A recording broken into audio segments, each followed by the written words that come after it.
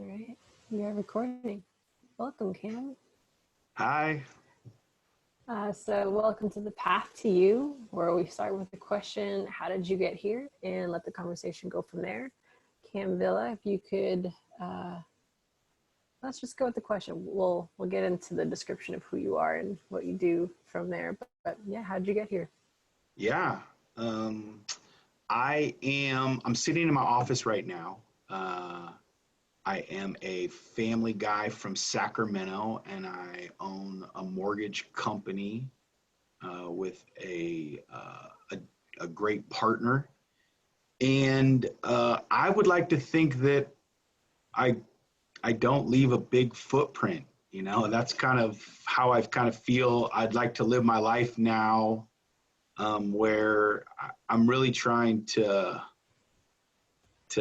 give back, to give my time back, instead of trying to take so much time. Because I kind of think I'm in my life where I think time's really valuable, and I don't think that it can be replaced with money. So I'm trying to do more me time. It's interesting to bring up time.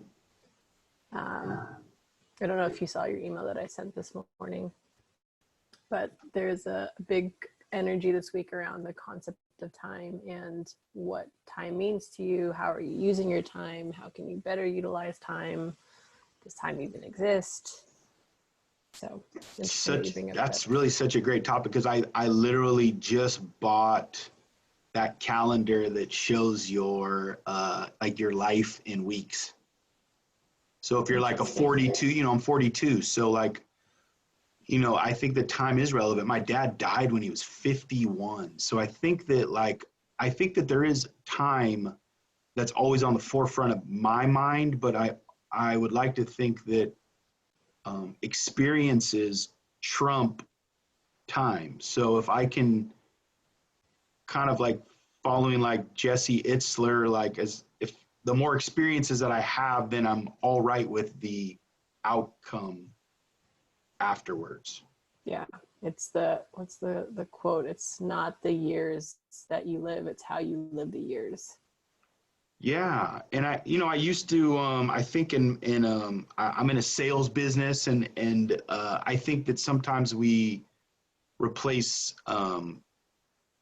like quantity with quality, and thinking that the quality time is better. But as like a dad and a business owner, I'm starting to see that the quantity is better. You need to kind of get through those rough spots and try and fail and get up again, but kind of leaning towards the quantity instead of quality when it comes to time and experiences. Do you think you need to blend the two, though, in order to best use that quantity of time? I don't know. I think I have so many people that I know that like put off these things for super long. Like, I'm going to go travel the world when I retire. And, I think for my wife and I, we've kind of put aside like it's funny, like jewelry, big houses, stuff like that. We would much rather hop on a plane or go to a beach and see something new. And we're kind of getting to that age where our daughters, we're kind of able to experience some of those things with her. Obviously, we're all in a different time right now where travel's off the board. But I don't think that the planning and the creation and the dreams of it are not off the board. I think you still have to do those. Mm-hmm, for sure. So you used to play rugby. Did you grow up playing rugby? I feel like that's not a typical thing in the States for someone to play and then play in college. Yeah, I'm from Sacramento originally, and in high school I wasn't a football player, a basketball player. I started with water polo, and my family was swimmers. That's what we did when we were kids. We were all swimmers. I swim the breaststroke, the old school way. I think there's a new school way of breaststroke. Okay. I don't swim it that way, but when I was in high school, I had a teacher named Coach Jacobson that approached me and said, "Man, you would be a great first you said you'd be a great wrestler. And I said, there's no way I'm getting in one of those onesies. You know what I mean? I was not a very confident guy at that time of my life. And he said, well, have you ever thought about playing rugby? And I said, no, I didn't even know what rugby was. And he said it was, I remember him describing it as football without the pads. And I always enjoyed that kind of physical activity. And the high school team that I joined was Rio Americano High School and Jesuit High School, which is the private Catholic school in Sacramento. And the high schools were right across the street from each other. So everyone that went to Rio and Jesuit, we had already grown up in the same neighborhood. We were friends. And now we played on a club high school team together. And my high school team had a gentleman named Dr. Fred Kasijian, who played at USC. He blocked for O.J. Simpson. This guy is an amazing man in the community. He's still out there. I'm sure he's still helping out with the Jesuit rugby team, but he was my coach. And he was I'll be quite honest, he was an extremely intelligent man, but he was a real hard ass. He played the game how it was supposed to be played, where you get up, keep going, keep moving forward. But that gentleman showed me the game of rugby. And probably the neatest thing about rugby when I was in high school is I shared that I wanted to play the game with my dad. And my dad told me that he was a rugby player in college at UC Davis, and he also played a men's club for Contra Costa. So this was my dad sharing something that he had never, ever shared with me. Wow. Probably because I never asked, I never talked about it, but he shared that he was a rugby player, and I was immediately drawn to the game. I started when I was a senior, so I really got 1 year of high school under my belt, but I immediately took that and took it to college and went and played it at Chico State, which, as everybody knows, Harvard of the West, also known as the world's #1 party school. But it's Chico is an amazing place to go to school if anyone's ever visited there or even had an opportunity to hang out. Yeah, I had only gone up there for the first time when I first moved to Sac, I think, or sometime after I moved to Sac. And it's beautiful up there. Like, I can see how there's like nothing to do if you're a city kid. And so, of course, you're just going to party. But yeah, it's beautiful. It was, I came from this kind of this not a Catholic background, but, I was, I went through CCD and I was confirmed, and I had a lot of friends that were Catholic. And, I applied for St. Mary's. I applied for Loyola Marymount when I was in high school. And, my parents politely had to have that talk with me. There were 6 kids in my family. So the chances of you going to these schools are slim to none with your, 2.75 GPA. So my mom actually drove me up to Chico, and I did the early admission.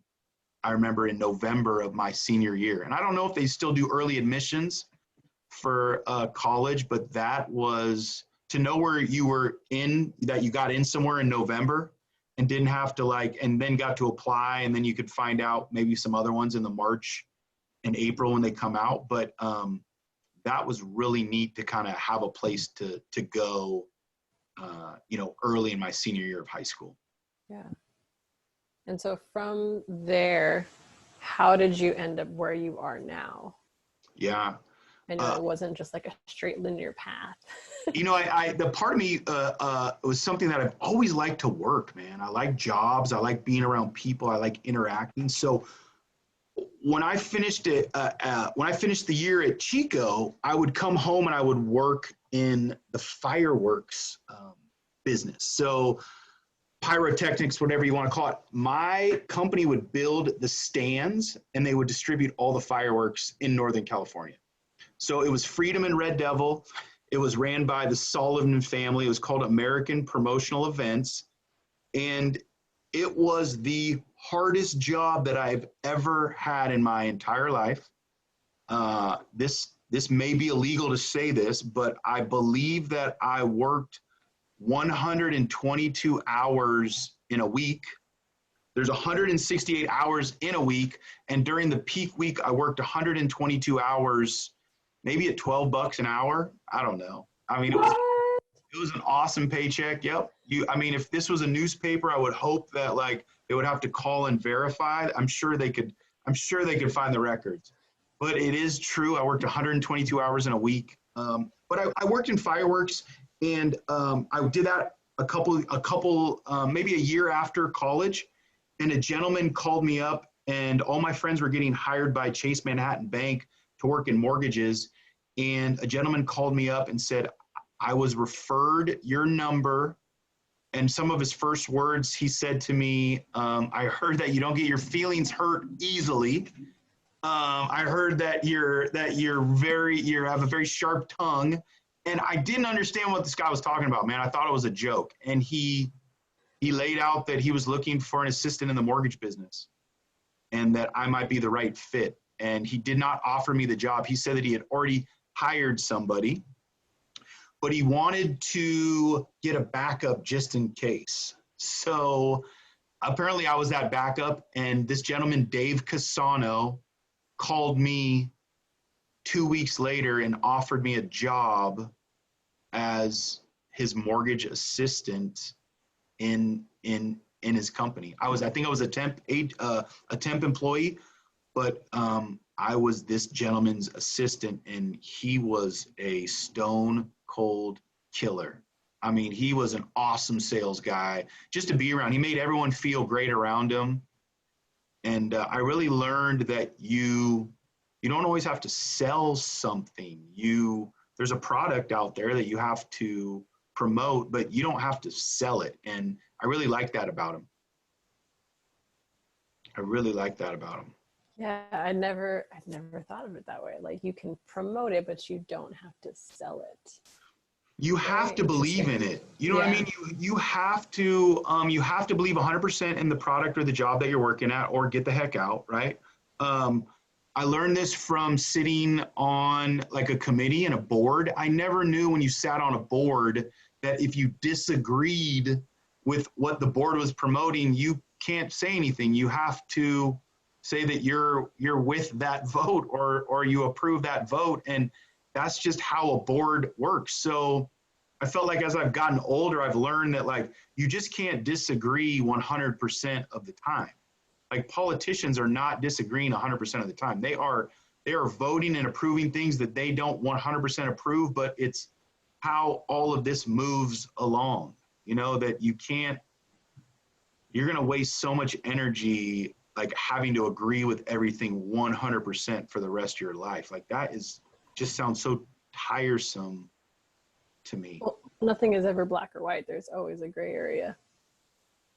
Absolutely. And I think that, like, something that I've learned from some of the, some of the things that we talk about and some of the spiritual stuff that we talk about is there isn't a good or a bad. There is the promotion of and the takeaway of. And I do believe that there's 100% of energy that we can put out in the world. And if you got 5% going here and 20% going here, I think that takes away from the overall mission, of showing the light, right? Or showing whatever that we're promoting or believe in. I think it's tough for a lot of people to not be 100% on both sides, and kind of have to sometimes be in the middle. Yeah, it's showing up fully no matter what. And fully doesn't mean that you're 100% in agreement with this. It just means that you fully show up as you are, and whatever your intention is, have that set versus it being good or bad or right or wrong. Agreed. Yeah. Agreed. So you kind of got roped into this industry, and you've been in it for almost 20 years now. Yeah. What has kept you in it? And also at the same time, having been an athlete, what do you think sets you apart from what you've learned as an athlete, particularly rugby, which is a really hard sport? that's helped you in this industry? Yeah, I think one of the main things is that I still struggle with it, is the comparison or the envy of others. I've had to learn that I am extremely comfortable and successful just being me. I don't need a house on the hill. I don't need to show you a bunch of things to make me feel better about myself. And I think in tune, that has like really grounded me and my partner and, my personal and family life. Man, I'm all about, like, if I read something, see something, hear something, I almost want to put it in action immediately if I agree with it. And I've had to learn that that is not the way it goes down. That I have to take it in. I have to question myself. I have to maybe figure out some of the things going on before I can take it to somebody else. I think from rugby has taught me that the game of rugby, if anybody knows it, is every body style has a position. Tall, short, small, bulky, skinny, fat, everything. It is there in the game of rugby, and it all works in conjunction with. You can't just be the one man with the ball, because you're going to get tackled. Someone's going to pick it up, take off. Rugby is a very team-oriented game like that. With the game of rugby, there's always a first side game, so like the first string play, and there's always a second side game that'll play immediately after in pretty much every rugby game that you're going to see on a club level. So everybody plays in the game.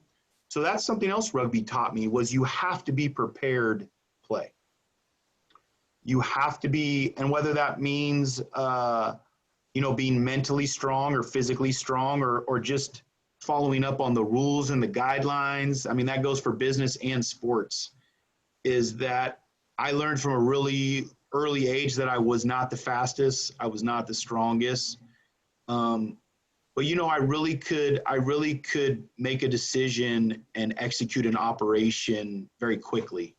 And that was something that I always took away with, that made up for not excelling maybe on a physical level. I always tried to be a good team leader.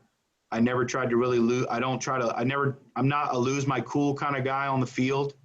And I think that's played out over the years now as a business owner. And even with my partner Renee, that everybody knows as the athlete, the Division I basketball player, his humility is second to none. You would never see that in a million years, the level that he's played at in the games, but he shows everyone what it means to be a leader. And a lot of that rubs off on me too, man. It's energizing to be around him. Yeah. When there are so many different ways that I want to go from this question or from this answer, but do you think that your partnership with Renee would work out as well as it does if you both weren't former athletes? I would say no. I think that's a great question.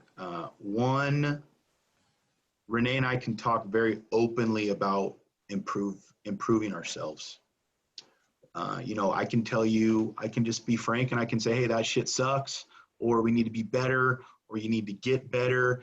And a lot of it's coming from his side towards me, because I'm responsible for the day-to-day operations of our company. Renee's main job is to go out and find loan transactions, work with real estate agents, wow the heck out of our partners and clients. And my job is to make sure that everything that he promises and our staff promises is executed on the back end. And that's an awesome role to be in, just because every day I can just say, hey, does this make us better, right?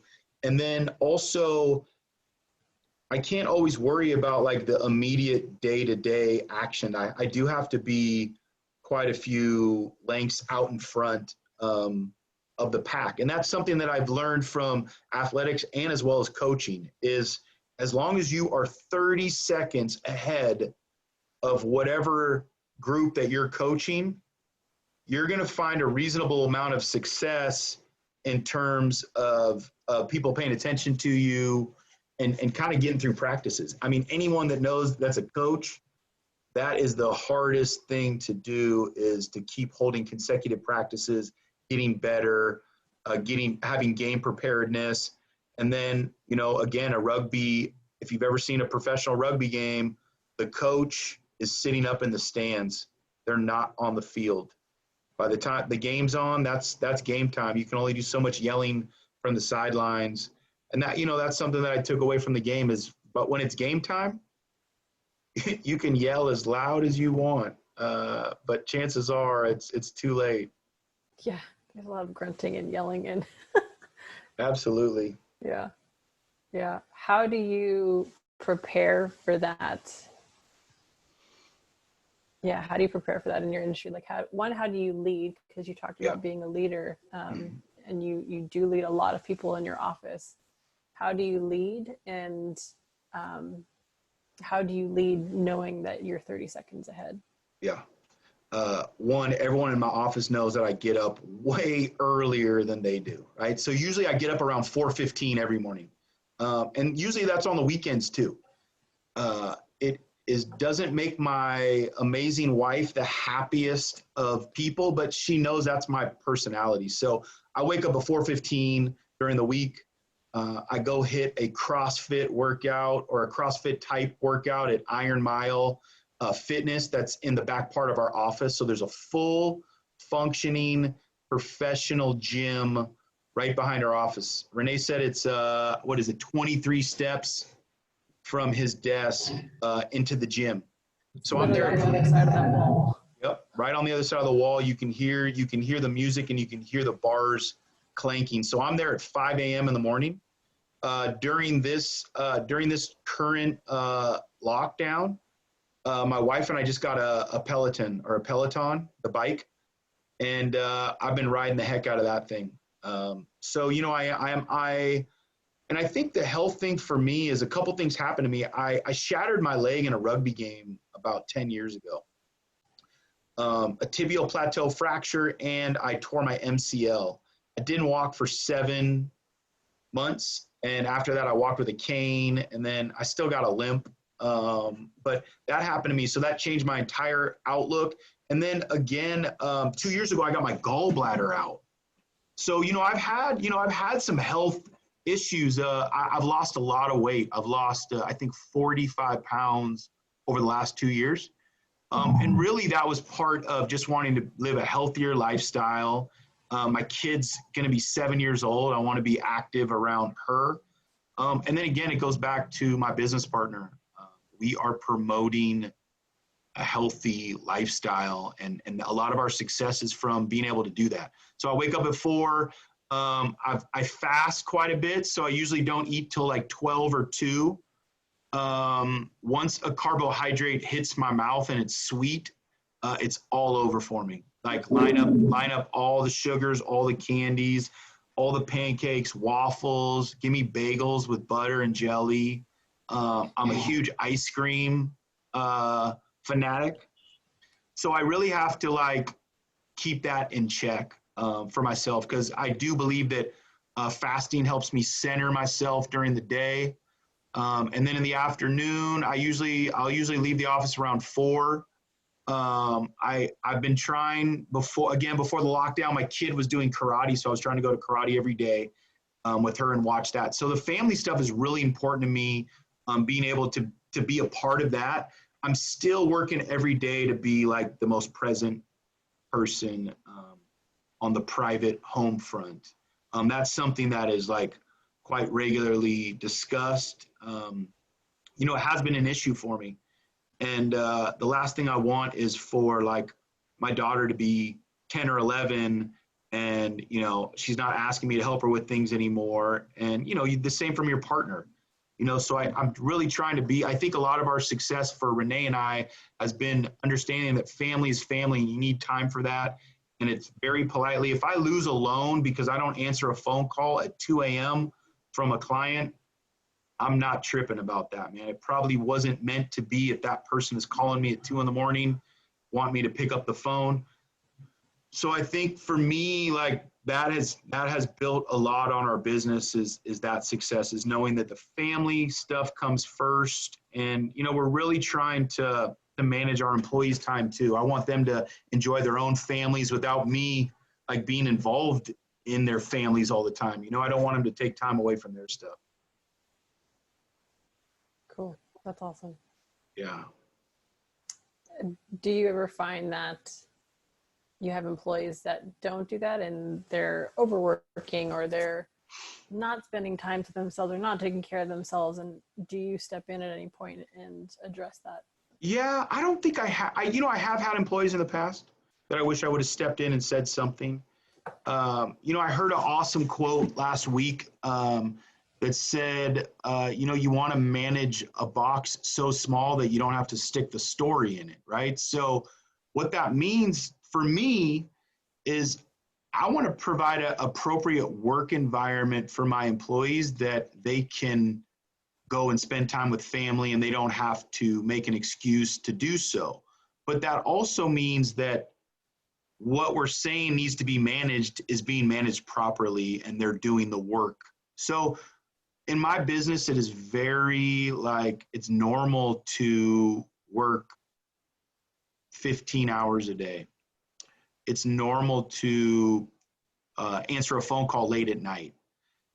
It's normal to have someone scream or yell at you out of frustration, no matter how professional the person is. That is stuff that's very real. So I think that there is a mental, you know, there is a mental stability that we really have to practice in our business. I think that, again, I think the exercise stuff is huge. I think that the eating right stuff, and that stuff goes for any industry. For me, I think that it's improving. So are there new guidelines out? Is there a new loan out? Is there a new class to take? I really enjoy interacting with people. So something for me is, you know, it's hard for me not to jump right into like a possible relationship with a business partner and say, hey, we'll do an awesome job for you, send your loans, blah, blah, blah. But at the end of the day, I have to like interact with that person to make sure that we're the right fit. They might not like mine and Renee's full court press on the clients. They might like something a little bit softer, and that's all right. You know, that's our job to kind of figure those things out. But, you know, for my employees, if I'm not taking care of them first and foremost, our clients aren't going to be taken care of either. So that's something that I think I've learned in the last couple of years is it's important to ask them how they feel. It's important to ask them about the tasks that they're doing. You know, I think that money plays a big part in it, but I also think that, you know, we're one of the only mortgage companies that offer, mortgage brokers that offer benefits. So, you know, after 90 days, my guys have access to full medical, dental, vision, you know, and I could give them what? I could give them $500, $700 extra a month, right? And they can go get it on their own. You know, I don't think that the environment's right for that. If I can provide those options, then I really, really want to do so. No one ever did that for me when I was younger, and I think I might have had some more loyalty to the jobs that I worked at. Do you see the industry changing? Like you're saying that you and Renee have a different approach and everything is really holistic for you guys. Yeah. And you're not trying to answer the phone calls at 2:00 in the morning or late at night, but that is the norm in the industry. Yeah. Do you see that if it's shifting, and if it's not, how are you maintaining the shift in that change? So I think part of the shift is leaning towards automation. You know, I think that there's this whole automation piece that we see. You type your info here, you get an automated email, or you get an automated email about the process. So, you know, we're really big into that. I think that we run a team structure. So there on our side, there's teams between 2, 3, and 4 to a group. And each one of those groups does things very specifically. And I believe that you should be able to go to your operation list and look at something on the list and go, hey, who does job XYZ? And there should be a name next to that, and you should be able to put your request in or pass that information on to. I don't think it's cool that when everyone learns how to do the same job.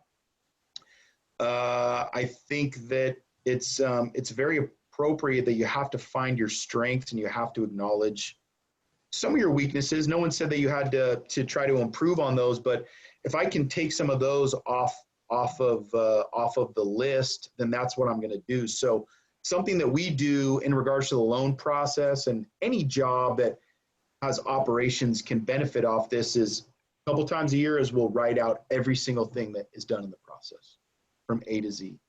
And that could be as something as easy as, did I follow up with you and did I send a thank you card? Did I take a full application and did I send a list of the documents that I need to request from you? So we write out all that and we slap a name next to it. And that kind of takes us through the next couple months that we know who does what. And then the job is, once it gets too much on someone's plate, then maybe that's when you bring in the next person, or you move something off of theirs on, find out what they're good at or what they're passionate about and move that across the list. My guys say all the time that I'm always changing things, but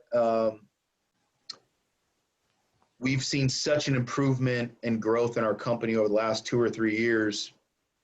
You can't say I'm wrong, so, but everyone has input on this, and the loan process is just like any project management. There's always an idea, and then that idea meets up with what's fact, right? And then you're converging on closing some transaction for a person to be in a home or a better payment. And if you look at it like that, I think that there are some benefits that you can look at a lot of different industries that we take from. And how would you make that comparison to other industries? Yeah. So, one of the things is I want to hire an employee that might not have loan experience, right? So someone that is really, you can't really teach the customer service aspect of it. And what I mean by that is the interaction, knowing that there's an endpoint that you're trying to meet. So I'm going to be the most polite person to you on the phone. I'm going to listen to you. I'm going to take notes. I am going to answer as many of your questions as I can. But at the end of the day, I am promoting a loan product, and I need to move towards that direction. If that's what my job is, if I'm selling insurance or solar, I have to keep that stuff in mind. If I'm an athlete, I'm keeping the team's goal in mind. If it's to win the Super Bowl or the Rugby World Cup, there's steps. But I think much like athletics and business is like, you can't just have one end goal, because I think that is really frustrating when that doesn't come through. So, some of my goals is I'm trying to make the loan process faster. I'm trying to promote more accuracy. I would like more client interaction through communication and automation. I live for reviews, man. Like a review at the end on like Facebook or Google, like that's it, man. I'm all over it. So I think I look at other industries right now in terms of, that's like a lot of the stuff going on. The automation, the website capture is huge right now because everyone's at home, everyone's on the internet. So I'm really looking into those things because I'm really trying to expand this next year and find some really awesome loan officers and people that want to like kind of check out the loan business. Cool. So shout out to anyone that's looking for a job. Yeah, right. Or anyone that wants like info on it too, because it's a very, everyone has the same license. Everyone has kind of the same opportunity to work in the same areas, and, just answering questions about it, because it seems like a very mysterious business when someone's like, I do loans. But that usually means that you do some kind of residential mortgage. And I think it's the best job in the whole wide world. in the whole world. You're giving people homes. I'm giving people homes, but I also think that I have an awesome like time value experience. You know, I understand that my time is very, very valuable. And sometimes it allows me to draw a line in the sand. That if I don't want to work with someone or I don't want to work on a project, I just say thank you very much. I'm happy to refer you to somebody that does, but at this time I'm not interested. And that to me has allowed me to do that this far in my life. But yeah, I wouldn't trade it for any other industry in the world. Yeah, I mean, especially if you've been in it for so long. And I don't really know a lot of other, I don't know a lot of other stuff. I'd probably, if I could do any other job, I want to work in a grocery store. I really like that. Maybe like a checker. Yeah, it sounds crazy, but I like, or I'd maybe open up my own ice cream shop and make my own ice cream. I think that would be pretty cool. Yeah. Cam the Cow's Creamery. Yes, I'm for it. Do you think it's because you enjoy that human interaction piece? Yeah, you know, I think that I think one of my love languages is like acts of service. You know, so I really in a way, I get a kick out of serving people. Just like giving somebody like, in my business, it's popular to like give gifts, like closing gifts to your client. And something that I always learned is that there's two parts to it. Giving the gift is just, that's it, man. How that person interacts with the gift, whether they keep it, whether they fucking throw it in the garage or in the garbage or in the garage. I have gifts of both.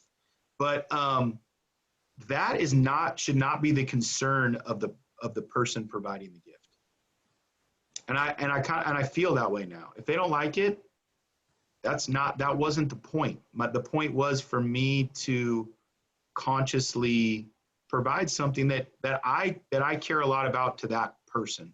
And I have to end it at that. I mean, you and I read the 4 agreements, right? Like, take no assumptions. Like, I can't assume what that person thinks of that gift. Once I hand it over and I tell my appreciation, it ends right there. Mm-hmm. You can't take what their response is personally. No. Yeah. How do you choose the gift that you provide? Yeah. Is this like what? Client gift? Is this like a physical gift that I'm providing? If you give it to your clients, yeah. If it's like a closing gift. I usually will do like a t-shirt or like a Nike. I'll go like my move is I go on Nike.com and I go on the sales and I click on the sales and there's literally thousands of the most awesome Nike gear on there for like half off. So when I close a loan, I will politely ask my client their size and I'll go online and I'll pick something that I think's cool on Nike.com and I'll get the Golden Bay logo on it. See it behind me, the GB. I'll get that on and I'll send that to them with a nice card. And that's that. I mean, that, you know, really the name of the game now is just staying in front of your client through email or however they communicate. And regardless if I give them a cutting board or a sweatshirt or a t-shirt or a subscription to Sunset magazine, which I think is I think a subscription to Sunset magazine is one of the coolest things ever. It's like the original Us magazine. Like every article is like a couple paragraphs, you know what I mean? And then you're on to the next page. It's like the traveling gossip magazine of California. I never thought about it being gossip, but think of how short it is. Like it's so short. It like just rants about like some place or a restaurant and I always think the layout reminds me of Us magazine. Like there's like pictures scattered all around. There's like little paragraphs and then you're in and out. But it's like it's about plants and food. What else do you need?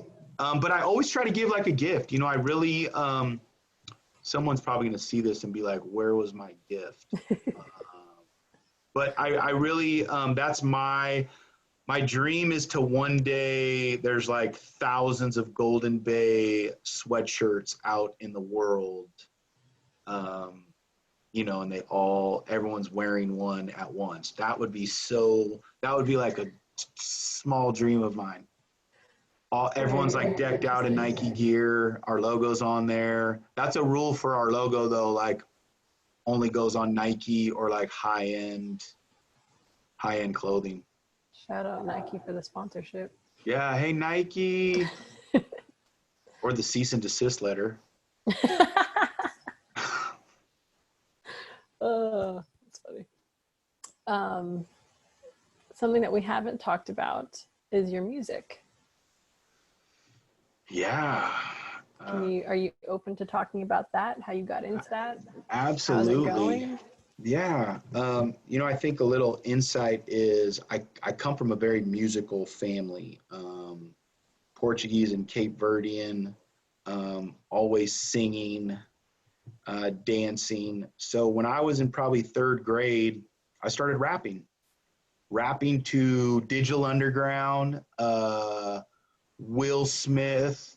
I had a NWA CD, I remember, and I just kind of started putting words together. And if anyone that has ever been a rapper or writes a song, that's how it all starts, right? You just start making these bebop sounds in your head. And by the time I got to high school, I was pretty good, like freestyling, you know, and we would go to these events and I would rap and it would be fun. And I never was really like, I wasn't trying to put people down. I can rap like that if you want me, battle rapping or whatever you want to call it. But I was just so interested in people moving and dancing around. And I mean, that's kind of what I followed. And I rapped all through high school. In college, I would bring a microphone around and go to parties and ask if I could rap. And when they said no, they didn't have a microphone, I would just pull the microphone out of the bag and hand it to them. And after rugby was over, my rugby coach said, you can go be in the band that you want to be in. So I didn't know any musicians. And quite frankly, you know, I wasn't really that accepted into like a rap or hip hop community. You know what I mean? And I've always had that personality of kind of being an extroverted introvert, you know, like I'm part of the group. I love hanging out. I love being loud. But dude, I do not feel like I'm on the same planet. And that's not like always a good feeling. I feel different. You know, I approach things differently. I look at things differently and that's all right. And when it came to music, man, I just wanted to write. And when I got into high school and college, I started writing songs. And when I got out of college or when rugby was over, I still had 1 year of college left. I took out an ad in a newspaper in the Synthesis, which was the Chico magazine. And I said, I want to rap in a live band. And these guys called me up. My main guy, Ben Hazard. And these gentlemen called me up and we named our band Vitamin P. They gave me a chance. When I showed up, they said, hey, we thought you were some other dude. And I think they were trying to kind of run me off when I showed up. And I told them, hey, man, I just drove from Sacramento to Chico. So, you know, if we're going to play, let's just mess around. You know what I mean? If it works, it works. If it doesn't, it doesn't. And that night, it just took off, man. And I played with this band for 4 years. We were called Vitamin P.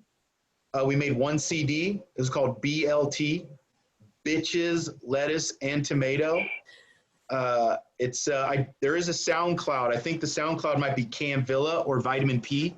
So there are some old songs on there. But I played with those guys for 4 years, and then our guitar player died in a car accident when I was about 23, 24. Fell asleep at the wheel, injured another family, died instantly. Really, really tragic.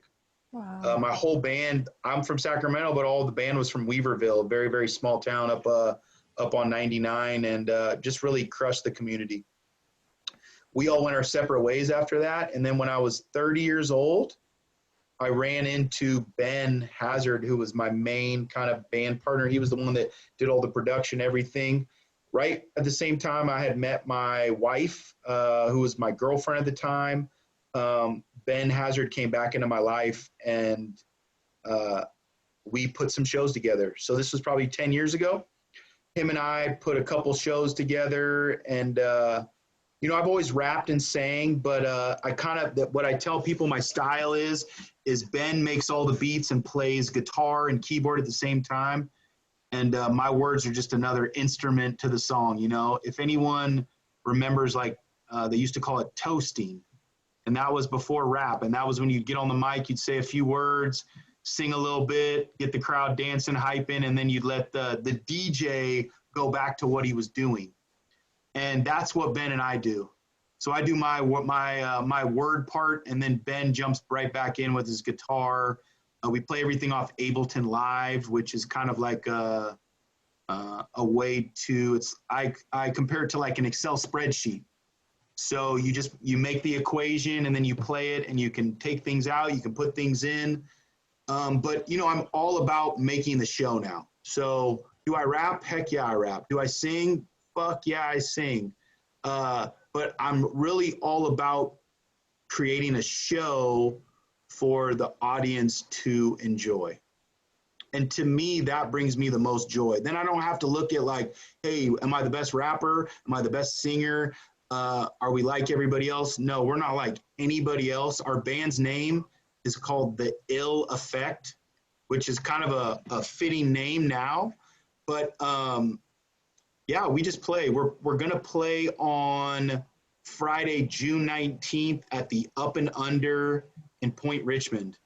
So that's our next show. If they open up these bars here and the restaurants again, that's our next show. So we're just a two-man group, but I guarantee it's like nothing that you've ever seen or heard before. Cool. Yeah. I feel like you need music though in your life. You know, that's something that has grounded me in my life too. I don't get paid. I don't have 100 people come to see me. I don't owe anybody money. I don't have to pay any money to do it, except like obviously, you know, the regular band equipment, but it's really grounded me. And I really got to give thanks to my wife for just allowing me. I mean, how many wives would allow their 42-year-old husband to be in a hip hop group? You know what I mean? Like she would say, bro, that ship has sailed. So for her to allow me to do that is a huge part of the journey for me.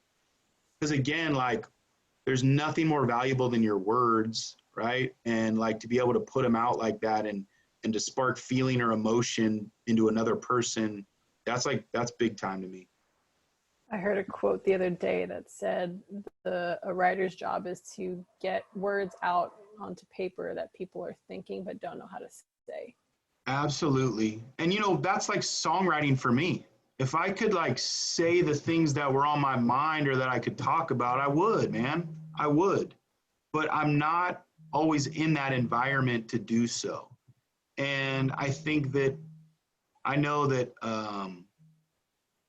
the feeling of hurt, the feeling of rejection, the feeling of love, the feeling of joy, depression, all of those are like real human emotions that I believe that we need to feel and that we need to do our best to understand and work through. And of course, we have tons of tools to get us through the lowest of our time. And you know, and I'm in full belief of those things, but I also believe that as a songwriter or an artist or a business owner or as a partner or a dad, man, a lot of this shit is like kind of failing and kind of figuring it out, what works and what doesn't, and sometimes even faking it till it feels good, you know, that until you feel comfortable doing it. That's really like the experience for me.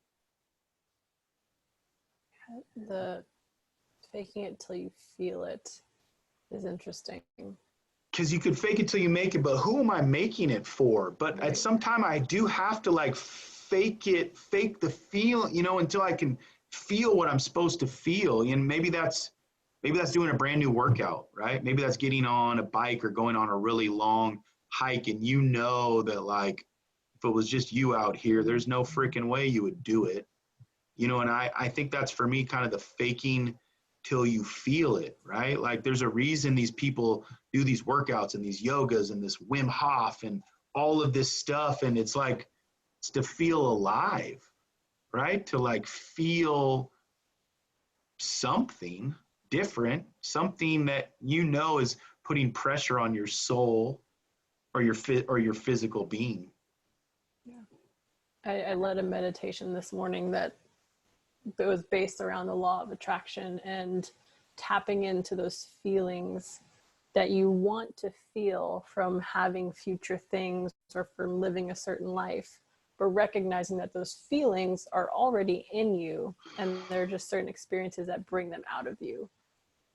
So true. I mean, when I talk about anything death related, you know, again, I lost my dad when I was 22 years old, and I lost him in a time of my life where I should have been asking him questions about life, and that always like stirs me up. So like and you know, even thinking about the stuff that's going on with COVID-19, like it's not that people are getting sick, it's that it is the biggest culture killer in the world. Like we are losing all the old people right now, like all the people that you know fought in the Depression, you know what I mean, like fought through World War I and World War II, like showed us that these things aren't right, you know what I mean, these civil rights need to be protected and we need to fight for them. And it's almost like I'm scared that we're going to go back into things that we thought were okay a long time ago. Mm.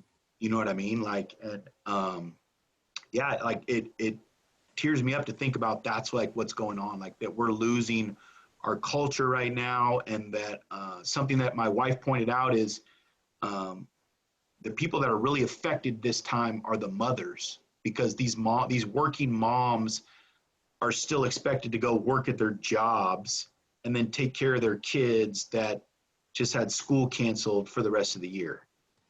And I know the parents might be stepping up, but I know a lot of it's being placed on the mom. And that's like been racking my brain lately, like thinking about that we're losing a lot of old people. We're losing a ton of important women in the workplace, just because there's other things that are more important right now. Yeah. There are so many different ways to go from that.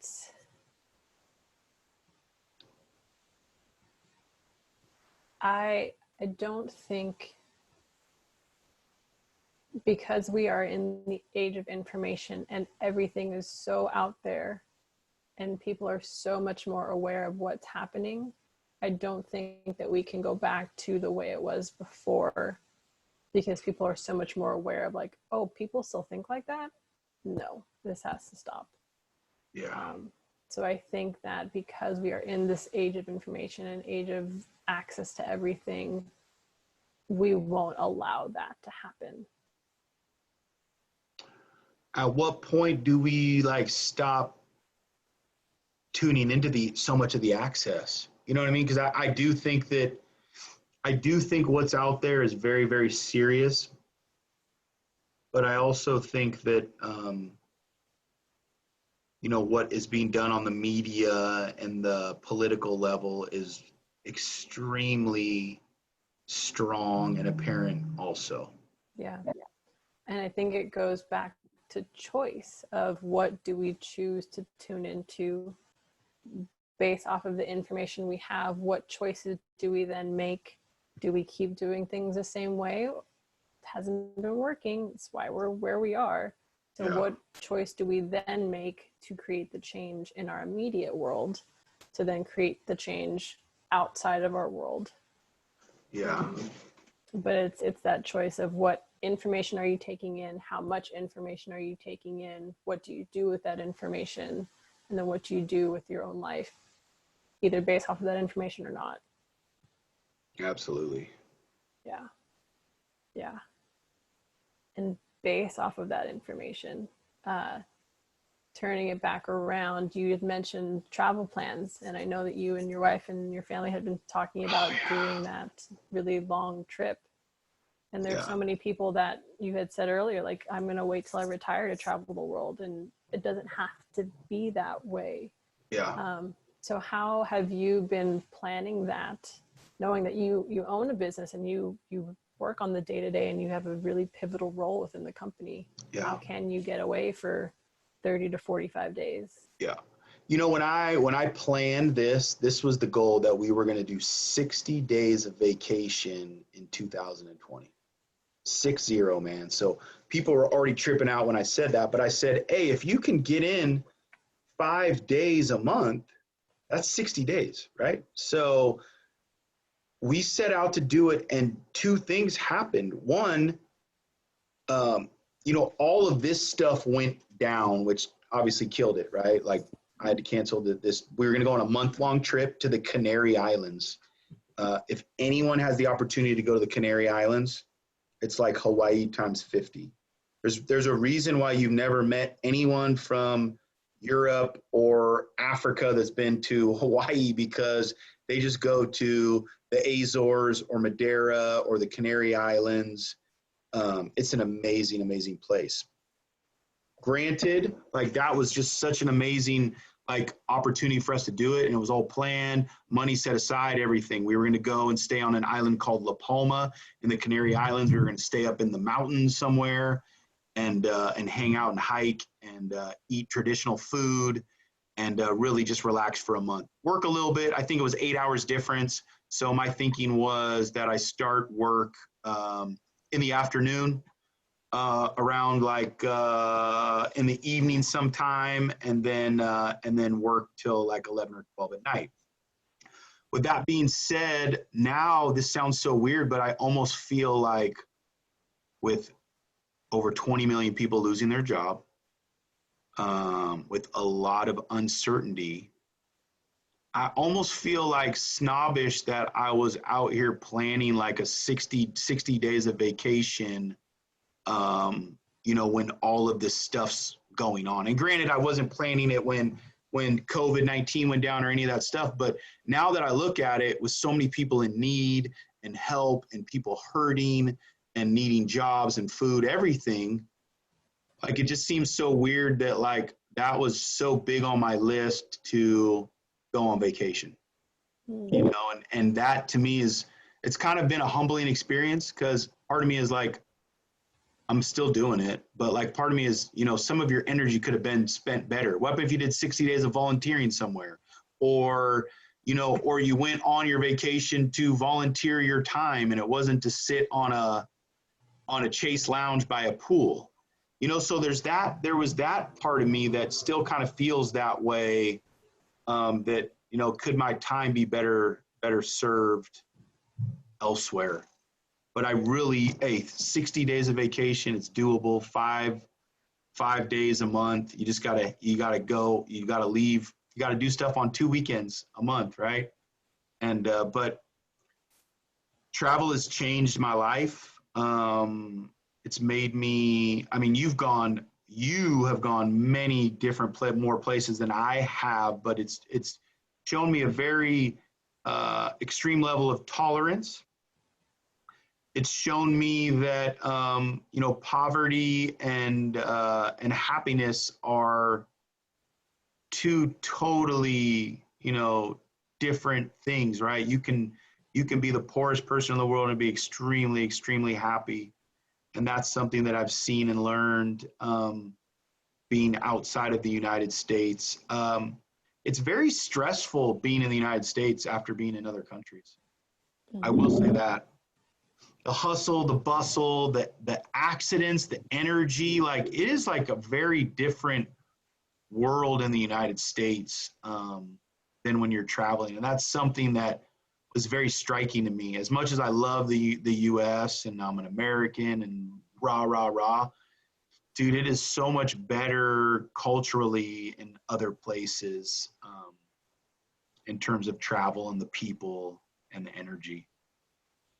They've been doing it longer than we have. Maybe that's why, Yeah. Do you think that because other countries are smaller and they have access to other cultures easier or quicker has an effect on that? Yeah, I think so. You know, I think that if you're in the EU and you can just hop over borders, get on a train, do this and that, that's huge. Especially when these groups still have strong nationality and you're experiencing cultures that are important to them. You're absolutely right. Like it's hard to be able to just go to Mexico or Canada, or you know, somewhere in Central America, and be able to kind of immediately experience, you know, those cultures. It is tough in the United States. I think that again, it was stressful for us to come back to the United States. I think that just a lot of stuff going on. You know, I think that people in the United States, they want you to.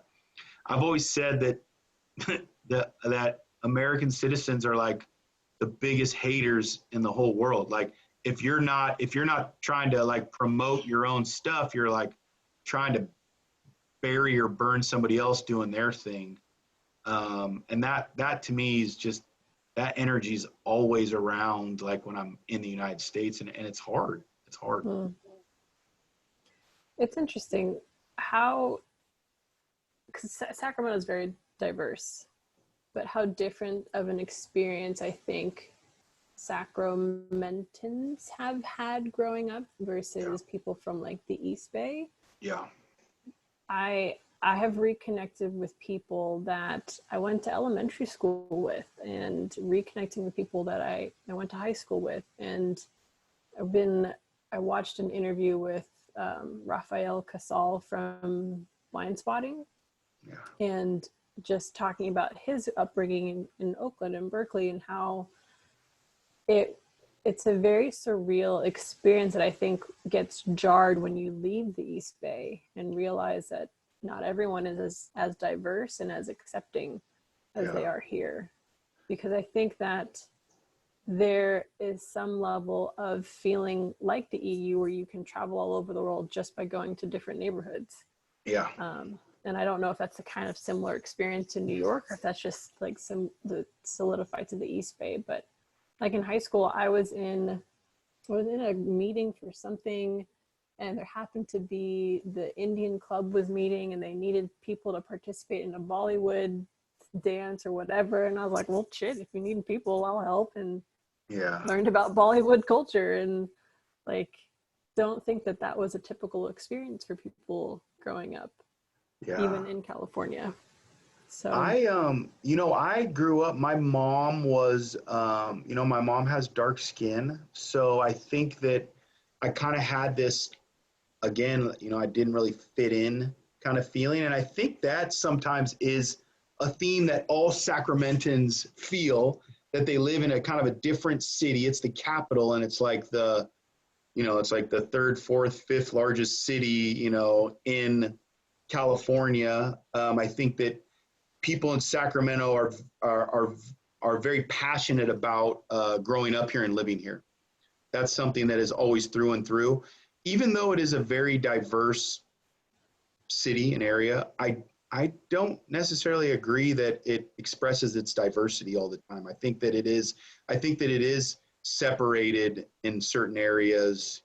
And I grew up in an area called Arden Park, which is like, that's like where everyone wants to live now. And my mom was the teacher at the school, so I had an upbringing that was like, you could have written it in a storybook.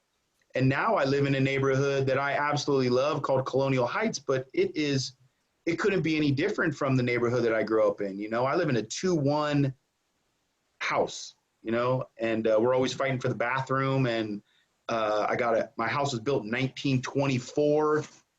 It's old, but like there's that part of Sacramento that I love. There's that diversity where people can live where they want to live. People can celebrate the way they want to celebrate and practice the religions and cultures that they want. And to me, that is Sacramento. We might not all get along, but I think that people can freely practice the things that they believe in Sacramento. Yeah, for sure. Yeah. It's interesting that it's such a big city, but it feels like such a small town. It is, man. It's very walkable. It's very rideable. You can see all different types. The houses around here, you can still find a house around $300,000, which is awesome. Mm-hmm. And but you know, you can also find some of these huge houses and really nice schools, and it's in its building. You know, I definitely think it's kind of going through a rebuilding phase, and I'm excited to be a part of that. Yeah, I love SAC, man. Yeah, it's got a special spot in my heart. A couple more questions that I have for you if you have time. Yeah. Okay. One of the things is being a girl dad. You got little Poppy. What's been that experience for you? I mean, you have 6 kids in your family, but what has it meant for you to be a dad of a girl, and how has that either changed your relationship I love with it, man. women or? Yeah, I wouldn't have it any other way. I love that I have a daughter. My wife is so strong and like creative and independent that it makes the best environment. I think that I'm tough. I think I'm tough on her. You know, I have a heart. I really want to be better at that. You know, I think that my words can definitely be sharp sometimes. You know, one of the things is I grew up in a big family. My wife grew up in a big family. We're probably just going to have this one kid. So, you know, that's something probably much different than like whether having a boy or a girl, is understanding that I'm going to have maybe an only child, and that might be frowned upon, but just that know that I have a kid in a loving environment and can grow in a family environment, that means the world to me. But, you know, probably that's like my biggest thought in my head is that, you know, I want to make sure that my kid is still tolerant of others and is allowed to be a kid instead of like trying to be an adult, because that's what she's around all the time. She is so fun to be around. She's funny. She's witty. She's got a good little temper on her. And, you know, I'm excited to try to introduce her to sports, but I don't know if that's necessarily, she loves singing, dancing, being in like plays and stuff. So anything that is performing, I would be happy for. My wife is very good on the woman talk stuff, and that's important in our house. I think that if anything, that's really something very important that's going on in our region is women's rights, and obviously in the United States. And I don't think that old white guys should be able to tell women what they do with their bodies. And that's obviously such a silly comment that we got to like fight against that. But I can tell you that my wife is always promoting equality for everybody, and but especially women's health and women's vulnerability. There's a reason that you know, that they're constantly being attacked and put down and brutalized, because it's easy to do that to someone that you deem weaker or physically weaker than you. And it's just really important to me that my daughter is a fighter for her rights, for her words. If she needs to use her fists, that's the way that it has to be. I mean, it's almost like a conversation that I can only imagine that Black parents have to have with their kids. You know, it's like you have to lay down these rules and these laws that are going to go down in their life, and it may never go down, but you still have to have them. And that's kind of one of the tough things about being like a girl dad, is that you have to have kind of these protection conversations. Mm-hmm. I think it's also shifting that mindset of you're not weaker than, you are strong. You don't have to be vulnerable in that sense. Because I think that the more that those messages are ingrained, the more you radiate that energy, and then you bring that towards you. Yeah. The fear attracts the fear. So not saying that any bad things are brought upon by women because of the way that they think, but it doesn't help when we're bombarded with that information and taught that growing up. So it's like when you're persecuted or people show prejudice against you, the only way you can get into their club is they say you got to act like this, you got to dress like this, you got to say these things, and then you get into it, and then they want to hear your opinion, and you give it, and then you're back out on the street. So that to me is like the shittiest part of racism or prejudice, is At some point, the minority has to put on the suit, put on the smile, put on the face in order to be in front of the persecutors. You know what I mean? And that like is crazy to me. Mm-hmm. Yeah. And I think that those are all things that are starting to shift and change and being shaken up. Absolutely. I think people are getting really tired, and not just the people who are getting persecuted, but the people who are allies to those that are persecuted. So a very interesting time that we are living in. Absolutely. Yeah. But I wouldn't want to live in another time. And I would, but we're here for a reason. The last question that I have is, if you could go back to your high school, college self and offer up any information, assuming that you would take the information when you're in high school or college, what would you tell your younger self? Yeah, I would probably say write down as many ideas that you have. You know, get them on. That's the first step to making them into a project. You know, they're in your head. Write them down. Keep working on them. They're never supposed to be done. You know, I always think that that's a great thing. But probably if I could tell myself something really young, I wish I was probably nicer to a lot of people that I was probably mean to when I was younger, man. That weighs on me now. And I don't think that I was a mean guy, but I do wish that I put better energy out there when I was younger, because I see all of these kids now thinking they know it all and they got all the answers. And I wish that I would have been more susceptible to a mentor or someone that had been there before and listening to them. Because to me, as an adult, discipline is key. That's like the name of the game, is being able to discipline yourself. Even on the smallest level shows the most power. Mm-hmm. And I would even add like disciplining your care, like having discipline to take care of yourself and having self-care. There's a practice in that too, that you have to stay disciplined or else you will get sick, get tired, burn out. Yeah, it's crazy. Thanks so much for having me on this today. I got the cosmic egg today, so it's like it's a good day. It is a really good day. When I pulled that card, I was like, ooh, that's a good card. Yeah. Yeah. Yeah. I do have one more question. Heck yeah. What or who inspires you? I think my mom inspires me the most. She did her work career the way that she wanted to. She raised the heck out of some kids. And you know, it just, to be that strong and to do it when she did it is always very enlightening. And she retired and she's even back at work now. She couldn't put it down, so she's back at work.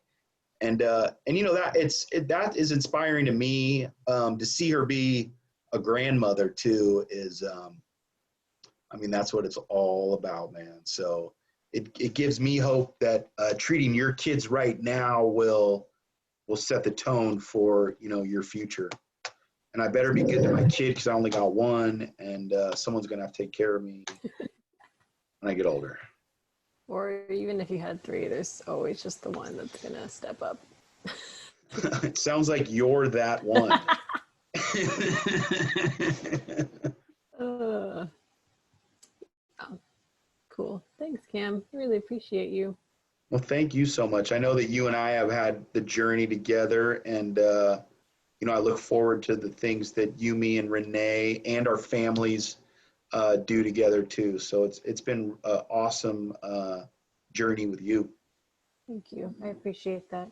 And Thanks, I man. most definitely look forward to seeing where our paths lead us. Thank you. Yeah, dope. Well, I'm going to stop recording. I'm going to include all the Golden Bay info below, and if you have any links that you want to share on YouTube for like your music or whatever, shoot them my way and I'll include them in this. Okay, cool, man. Thank you so much, man. It felt good to just kind of be able to tell my story. The show. Thanks, man. Yeah. Let's maybe wrap